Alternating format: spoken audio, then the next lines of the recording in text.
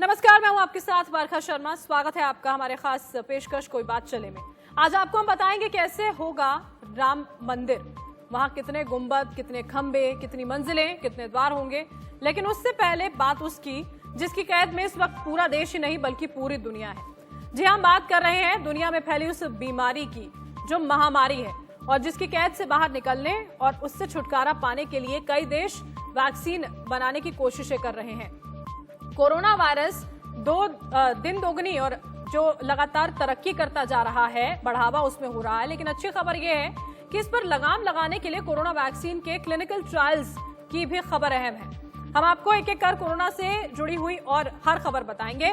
लेकिन सबसे पहले बात पिछले 24 घंटों में भारत में कोरोना के जो और नए मामले दर्ज किए गए हैं उसकी करते हैं। देखिए, भारत में कोरोना वायरस से संक्रमित मरीजों की संख्या जो है वो बढ़कर 11,92,000 हो गई है। देखिए, आपके सामने ग्राफिक्स के जरिए हम आपको बता रहे हैं बीते 24 घंटों में 37,000 से ज्यादा मामले नए सामने आए हैं और इसी दौरान 28,472 मरीज पूरी तरह ठीक भी हुए।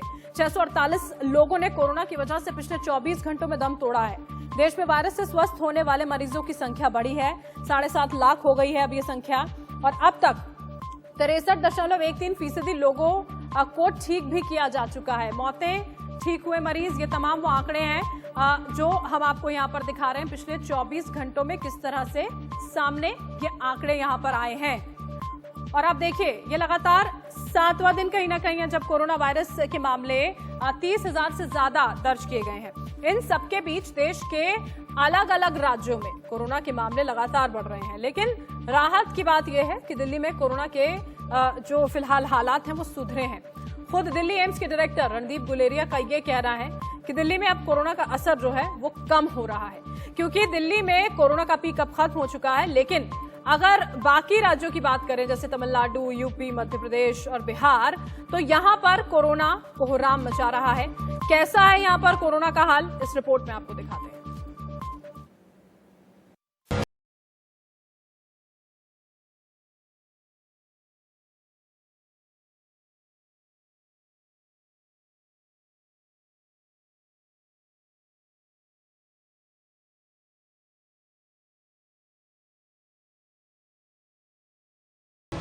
कोरोना एक ऐसा नाम जिसने सिर्फ देश ही नहीं पूरी दुनिया को अपने कब्जे में ले लिया है और इसकी जकड़ ऐसी है जिसकी पकड़ से अच्छे अच्छे देश खुद रिहा नहीं हो पा रहे हैं।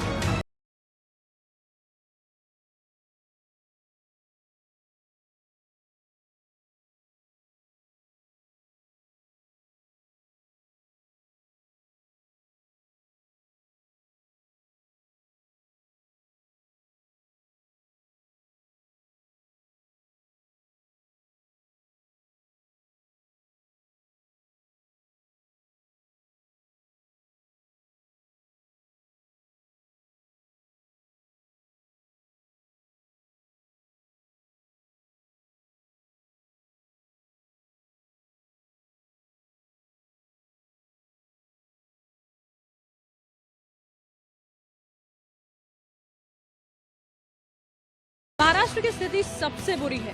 महाराष्ट्र में पिछले 4 दिनों से लगातार 8,000 से ज्यादा मरीज सामने आए हैं। मंगलवार को 8,336 लोग कोरोना पॉजिटिव पाए गए, 246 लोगों की मौत हो गई। लेकिन एम्स के डायरेक्टर रणदीप गुलेरिया की माने तो महाराष्ट्र में पहले से स्थिति सुधरी है, क्योंकि वहां पर कंटेनमेंट जोन बढ़े हैं। Some states in the south, I think Ahmedabad also is showing a decline. The central part of Mumbai is also seems to be showing a decline. Maharashtra के साथ साथ जो राज्य बेहद खतरनाक हालत में हैं, उसमें बिहार, यूपी और मध्य प्रदेश हैं। बिहार की एक डराने वाली तस्वीर सामने आई है, जहां लोग इलाज नहीं मिलने से इधर उधर घूम रहे हैं, जो बिहार में स्वास्थ्य विभाग की पोल खोलता है। बिहार में कोरोना का संक्रमण लगातार बढ़ता जा रहा है। राज्य में 24 घंटों में 1109 नए मामले सामने आए। अगर बिहार में कोरोना से संक्रमित लोगों की बात करें तो यह आंकड़ा 28,554 तक जा पहुंचा है। जहां तक इलाज का मामला है तो हालात और खतरनाक हैं। राज्य सरकार ने जिस नालंदा मेडिकल कॉलेज और हॉस्पिटल यानी NMCH को कोविड सेंटर बनाया है, उसका एक वीडियो दरअसल वायरल है और कहा जा रहा है कि एक मरीज का शव है जो घंटों तक पड़ा रहा। इसके चलते दूसरे मरीजों और उनके घर वालों ने काफी देर तक हंगामा किया। इंडिया न्यूज इस वीडियो की पुष्टि तो नहीं करता, लेकिन राजधानी में ही हालात इतने खराब हैं कि लोग इलाज को तरस रहे हैं, भटक रहे हैं। बिहार का बुरा हाल है, लेकिन कोरोना से जंग में दिल्ली जीत रही है। दिल्ली ऐसा एकमात्र राज्य है जहां कोरोना की ग्रोथ रेट माइनस में है। दिल्ली में एक्टिव केसों की संख्या सिर्फ 15,000 है। रिकवरी रेट 84% के करीब हो चला है। वहीं जहां कई राज्यों में कोरोना बेड्स की कमी है, तो दिल्ली में 77% सरकारी कोरोना बेड्स खाली हैं। राजधानी में जब टेस्टिंग बढ़ी तो एक दिन में करीब 4,000 तक संक्रमित लोग सामने आए, लेकिन अब स्थिति सुधर रही है। 20 जुलाई को कुल 954 केस सामने आए। ऐसा 49 दिनों बाद हुआ जब दिल्ली में 1,000 से कम केस सामने आए। मतलब आंकड़े बता रहे हैं कि दिल्ली में कोरोना का बुरा दौर बीत चुका है। जो एफर्ट्स हैं उसके कारण केसेस की ह्यूमन टू ह्यूमन स्प्रेड जो है वो कम हो गई है। अल्टीमेटली कोविड फैलेगा कैसे? कोई वेक्टर तो है नहीं, मच्छरों से तो हो नहीं सकता। आपने वहाँ पे जो भी कंटेनमेंट स्ट्रैटेजी यूज़ की, उससे आपने केसेस को बढ़ने नहीं दिया और आगे फैलने नहीं दिया। अगर हम एग्रेसिवली कंटेनमेंट जोन्स पे कंट्रोल रखें, door to door, house to house survey करें, लोग जिनको इन्फेक्शन है उनको आइसोलेट करें, चाहे होम आइसोलेशन या कोविड केयर सेंटर में भेजें, तो the chance of infection spreading from one person to the other will come down. Uttar Pradesh में भी पिछले कुछ दिनों से कोरोना के संक्रमण की रफ्तार में उछाल देखा जा रहा है। कोरोना से प्रदेश में हालात इस तरह से खराब हो चुके हैं कि 1 दर्जन से ज्यादा शहरों में कंटेनमेंट जोन्स की संख्या 100 के पार हो गई है। लखनऊ, गाजियाबाद, गौतम बुद्ध नगर, मेरठ, वाराणसी, आगरा, गोरखपुर और कानपुर में हालात बेकाबू हो चले हैं। इसके बाद यूपी में फिर से सख्ती से लॉकडाउन लागू करने की मांग उठी है। मतलब जिस तरह से कोरोना यूपी में पांव पसार रहा है, उसके बाद यही लगता है कि अगर हालात पर समय पर काबू नहीं पाया गया तो उत्तर प्रदेश भारत का वुहान बन जाएगा। मगर वुहान की आबादी बहुत कम थी, इसीलिए वहां कोरोना का कहर उतना नहीं नजर आया। लेकिन उत्तर प्रदेश की जितनी बड़ी आबादी है, वहां अगर कोरोना ऐसे ही फैला तो हालात कैसे होंगे, सोच कर भी डर लगता है। मध्य प्रदेश की बात करें तो यहाँ पर भी कोरोना के मामले तेजी से बढ़ रहे हैं। राज्य में मंगलवार को कोरोना के 710 नए मामले सामने आए। अब कुल संक्रमितों की संख्या 24,095 है। पिछले 24 घंटों में 18 लोगों की जान चली गई, जिससे मरने वालों की संख्या 756 हुई। तो वहीं राज्य में अब तक 16,257 लोग ठीक हो चुके हैं, जबकि 7,082 मरीजों का इलाज चल रहा है। दुनिया भर में कोहराम मचाने वाली कोरोना महामारी के कहर से झारखंड का एक हंसता खेलता परिवार पूरी तरह से तबाह हो गया है। कोरोना संक्रमण की वजह से परिवार में एक के बाद एक 6 सदस्यों की मौत हो गई। पहले मां और फिर उनकी अर्थी को कंधा देने वाले 5 बेटों की एक के बाद एक मौत हो गई। Bureau report, India news. तो देखा आपने उत्तर प्रदेश की अगर हम बात करते हैं, स्थिति थोड़ी चिंताजनक वहां पर बनी हुई है और दिल्ली से थोड़ी सी राहत की खबर यहां पर जरूर हमें देखने को मिली। लेकिन अलग अलग राज्यों के जो आंकड़े हैं, आखिर वो कहते क्या हैं, वो हम आपको जरा समझा देते हैं। देखिए, दिल्ली में जो कंफर्म केसेस हैं 1,25,096 हो गए हैं। मौत की अगर बात करते हैं, वो आंकड़ा 3,690 जा पहुंचा है। स्वस्थ जो मरीज हुए हैं 1,06,118 मरीज हैं जो ठीक होकर अपने घरों को पहुंचे। ये दिल्ली का हाल रहा। मुंबई की बात करें तो यहाँ पर 3,27,031 कंफर्म केसेस, बहुत ज्यादा, सबसे प्रभावित। मौतें 12,276 हुई। स्वस्थ लोगों की संख्या 1,82,217 रही। उत्तर प्रदेश में 53,288 कंफर्म केसेस, 1,229 लोगों ने जान गंवाई। 50,000 से ज्यादा लोग स्वस्थ होकर अपने घर गए। गुजरात की बात करें तो 50,379 कंफर्म केसेस रहे, 2,196 मौतें हुई। स्वस्थ जो लोग हुए उनकी संख्या 36,423 रही। मध्य प्रदेश 24,000 से ज्यादा कंफर्म केसेस, 756 मौतें, 16,000 से ज्यादा लोग ठीक यहां पर हुए थे। इसके अलावा बिहार की अगर हम बात करते हैं, बहुत परेशानी का सबब कोरोना वहां बना हुआ है। अभी 28,952 कंफर्म केसेस हैं, 217 लोग जान गंवा चुके हैं, 18,515 लोग ठीक हुए हैं। रिकवरी रेट देखिए देश में बढ़ रहा है, 62% से ज्यादा का यहाँ पर रिकवरी रेट जब होता जा रहा है, ये एक राहत की खबर जो कोरोना से जुड़ी हुई है वो बार बार हमें जरूर मिल रही है। लेकिन उसके बावजूद भी इस पर नियंत्रण पाना, काबू पाना सबसे बड़ी चुनौती बनी हुई है और इसी वजह से बार बार वैक्सीन का जिक्र किया जा रहा है कि कितनी जल्दी वैक्सीन बन सके और लोगों तक पहुंच सके। देखिए 1 लाख के ऊपर वाले जो राज्य हमने आपको बताया, दिल्ली, महाराष्ट्र, तमिलनाडु, लेकिन जो राज्य 1 लाख लोगों से कम संक्रमण जहां पर है वहां की भी स्थिति ज्यादा ठीक नहीं है। इसकी एकमात्र वजह है लचर इंतजाम और इसका एकमात्र इलाज सिर्फ वैक्सीन है। कोरोना से दुनिया 2 मोर्चों पर लड़ाई लड़ रही है। पहली तो कोरोना से सीधी लड़ाई है और दूसरी है कोरोना वैक्सीन की तैयारी की लड़ाई। अमेरिका, रूस, ब्रिटेन, भारत समेत करीब हर देश कोरोना वैक्सीन पर काम कर रहे हैं, लेकिन सबसे आगे लंदन की ऑक्सफोर्ड यूनिवर्सिटी है जहां पर दवा का ट्रायल शुरू हो गया है।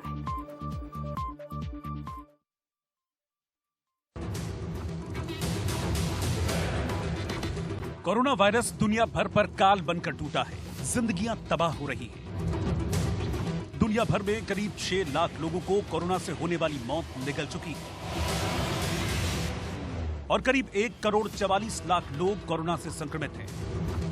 मतलब चीन के वुहान शहर से दिसंबर 2019 से शुरू हुए कोरोना वायरस के संक्रमण की जद में अब सारी दुनिया है, लेकिन अब तक कोरोना की कोई कारगर दवा तैयार नहीं हो सकी।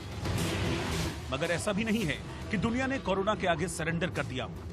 हर देश, हर इंस्टीट्यूट अपने स्तर पर दवा तैयार करने में जुटा है। एक अनुमान के मुताबिक दुनिया भर में कोरोना वायरस की 23 वैक्सीन के क्लिनिकल ट्रायल चल रहे हैं। यूरोप समेत दुनिया में कोरोना वैक्सीन का पहला ट्रायल ब्रिटेन के ऑक्सफोर्ड में शुरू हुआ। अप्रैल महीने में ही यहां कोरोना वायरस संक्रमण की वैक्सीन के लिए इंसानों पर परीक्षण शुरू हो गया था। शुरुआती चरण के लिए यहां 1077 लोगों को वॉलंटियर चुना गया। परीक्षण में शामिल 1077 लोग जिन्हें वैक्सीन दी गई, उनमें एंटीबॉडी और व्हाइट ब्लड सेल्स बने जो कोरोना वायरस से लड़ने में सक्षम थे। इस वैक्सीन को ऑक्सफोर्ड यूनिवर्सिटी की एक टीम ने तैयार किया है। जेनर इंस्टीट्यूट में वैक्सीनोलॉजी की प्रोफेसर सारा गिलबर्ट टीम का नेतृत्व कर रही है।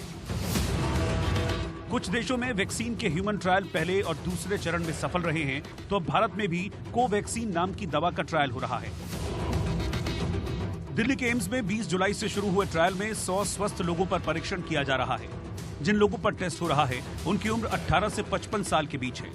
इस टेस्ट के लिए दिल्ली एनसीआर के लोगों से खुद आगे आने की अपील की गई है। रजिस्ट्रेशन कराने वालों के लिए अपना कोरोना टेस्ट और लीवर टेस्ट कराना जरूरी है। इस वैक्सीन की 2 डोज दी जाएंगी। पहली डोज के 2 सप्ताह बाद दूसरी डोज दी जाएगी। भारत बायोटेक इंटरनेशनल लिमिटेड और जॉयडस कैडिला भारत में कोरोना की वैक्सीन बनाने की दिशा में आगे है। भारत बायोटेक इंटरनेशनल लिमिटेड की वैक्सीन का नाम कोवैक्सीन है। इसके अलावा तकरीबन आधा दर्जन भारतीय कंपनियां कोविड-19 के वायरस के लिए वैक्सीन विकसित करने में जुटी है। इन कंपनियों में से एक सीरम इंस्टीट्यूट ऑफ इंडिया है। वैक्सीन के डोज के उत्पादन और दुनिया भर में बिक्री के लिहाज से ये दुनिया की सबसे बड़ी वैक्सीन कंपनी है। Bureau report, India news. और अब आप ये जरूर सोच रहे होंगे कि ये जो वैक्सीन का पूरा ट्रायल है, पूरा प्रोसेस है, इसमें आखिर इतना वक्त यहाँ पर क्यों लग रहा है। ये भी हम आपको समझाने की कोशिश करेंगे कि आखिर कितनी स्टेजेस यहाँ पर होती हैं कोरोना वैक्सीन को लेकर, किस तरह से इसे तैयार किया जाता है वो हम आपको बताते हैं कि कैसे अलग अलग स्टेजेस होते हैं और इसी वजह से इतना आसान नहीं है और इतनी जल्दी वैक्सीन नहीं आई है।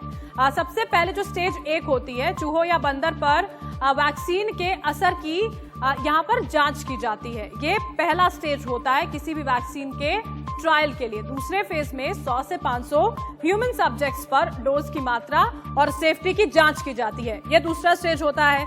तीसरे स्टेज में 500 से 1000 सब्जेक्ट्स पर सेफ्टी और इम्यून रिस्पांस की जांच होती है कि किस तरह से इम्यून जो है वो रिस्पांस यहाँ पर कर रहा है, जो सिस्टम है वो किस तरह से अपना रिस्पांस दे रहा है। ये तीसरे स्टेज में पता किया जाता है।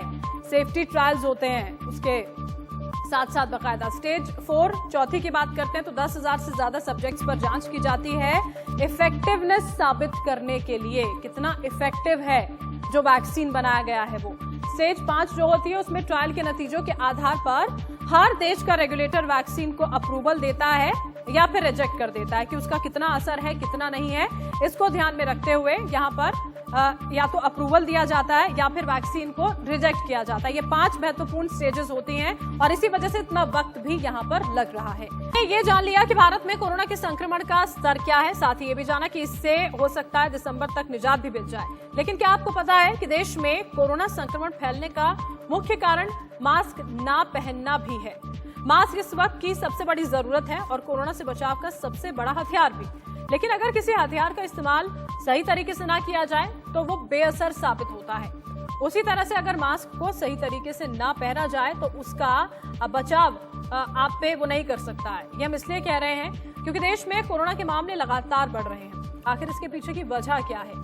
यही कि लोग मास्क पहनने और सोशल डिस्टेंसिंग रखने में लापरवाही बरत रहे हैं और इसीलिए आपके लिए हमारी ये रिपोर्ट देखनी बेहद जरूरी है।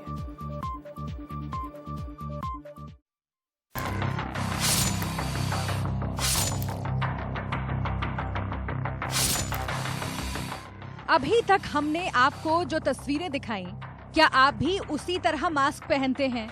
इस कोरोना काल में क्या मास्क पहनना आपके लिए एक औपचारिकता भर है?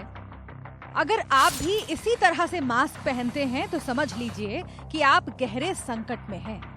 खुद ब खुद खतरे को दावत दे रहे हैं। देश में करीब 6 महीने से लगातार मास्क पहनने की सलाह दी जा रही है। लोग इसे लगा तो रहे हैं लेकिन अपने अंदाज में। नतीजा, लगातार कोरोना के मामले बढ़ रहे हैं। कई शहरों में शनिवार और रविवार को दोबारा लॉकडाउन लगाने की नौबत आ गई है। इसके बावजूद लोग बेफिक्र हैं। अपनी टेलीविजन स्क्रीन पर आप जो तस्वीरें देख रहे हैं, ये कोरोना काल में खींची गई उन लोगों की तस्वीरें हैं जिनके लिए मास्क कोई मायने नहीं रखता, जो सरकार और प्रशासन की अपील को सुनने को तैयार नहीं है। और लोगों की लापरवाही का ही ये असर है कि देश में कोरोना की रफ्तार लगातार बढ़ती जा रही है। आने वाले दिनों में स्थिति के और भयानक होने के संकेत हैं। मास्क लगाने का सही तरीका क्या है, जरा देखिए। Once we identify the direction, okay, we put on, hook on our ear, okay, then we adjust our nose, okay, towards the face, and then down. Must pull down until it's cover our chin, okay. So make sure our nose and mouth are covered, okay. Then the side will be tightened after you tie up your earlobe string. Okay. So before we wear our mask, we need to wash our hands first. So when time you finish up the whole day, okay, when you want to remove the mask, you hold the earlobe only and throw to the proper waste bin. Okay, do not throw on the floor. देश में corona के मामले 10 लाख के पार पहुंच गए हैं। कई ऐसे मामले सामने आ रहे हैं जहां लोग कहते हैं कि हमने मास्क तो लगाया फिर भी कोरोना का संक्रमण हो गया।